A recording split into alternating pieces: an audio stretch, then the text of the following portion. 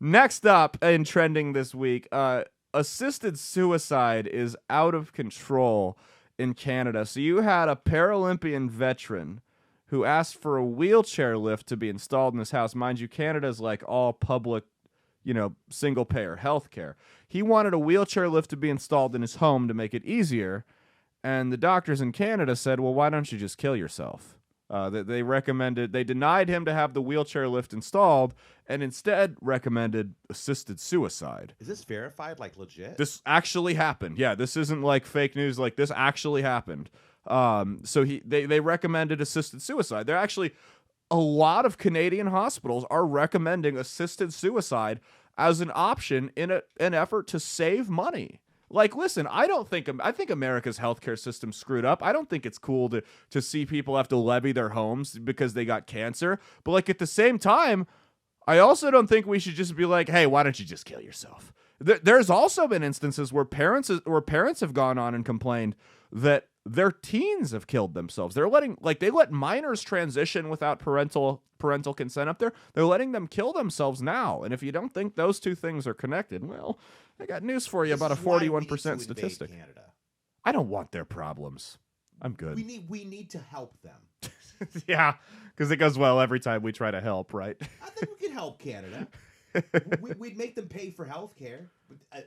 The assisted suicide would stop. Yeah, it would. It'd be too expensive. Doctor actually work. No, fill out that form. Get that guy the ramp he needs. Yeah, exactly. Okay, so he can go upstairs. So and insurance can spend $78,000 on it, right? Yeah. Yeah. Blue Cross Blue Shield of Manitoba. Yeah. So this is also going on in Canada. You have instances where teenagers will go in and say, "I'm depressed. I don't want to live anymore," and the doctors will kick the parents out of the room. And they'll administer assisted suicide on teenagers. It's completely out of control. And I mean, listen, man, if you that was inappropriate, Mia. Mia, not Khalifa, being inappropriate here in the studio. But so you'll have they don't use guns.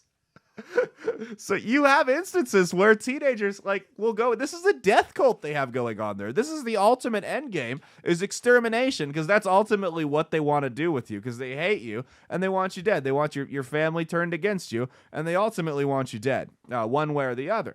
So if you've got teachers telling kids that they can, a 6-year-old girl that if she feels like a boy, that's perfectly fine for her to start behaving like one and dressing like one and telling people she's one.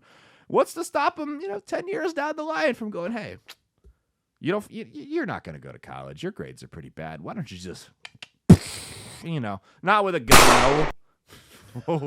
We'll put you up. Just like you ever have a dog.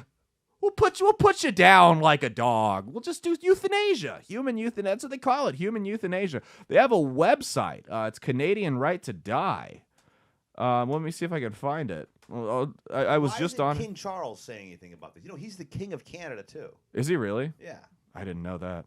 Medical assistance in dying. In March 17th of 2021, the government of Canada announced the changes that Canada's medical assistance in dying, paraphrased, made. They have an acronym for it. Law are officially enforced. The new law includes changes to eligibility. For medical assistance in dying, procedural safeguards. Why do the safeguards matter? They're going to die anyway. And the framework for the federal government's data collection and reporting regime. So that's their website. I could see, you're legit terminally ill. You have 6 months to live. That makes more sense. And it's a brain tumor. This is going to be a miserable. I can understand. I can understand if someone's got serious issues to the point where it's serious. Yeah, it's like you're. Listen, if you don't do it, I'm going to go blow my brains out in my office and my family's going to find me. That kind of thing. I can understand that. But, you're taking people where it's otherwise would be able to live a normal life except for, one disability or maybe a little bit of depression and be like, hey, be easier on all of us if you just went away for a little bit. And for a little bit means, forever, by the way. So, it's a completely different thing. That's the problem. No, it's like I said, man, I have a libertarian streak to me. So I can understand, someone's terminally ill. They've gone through the psychiatric evaluation. Taking control of their own destiny is what that is. Right. I'm not gonna let the disease take me out. I'm not gonna spend my next 6 months in complete horror and pain. Let my family see it. Yeah, exactly. Exactly. So I went on to the Canadian suicide hotline website where they've also made an update as of last week.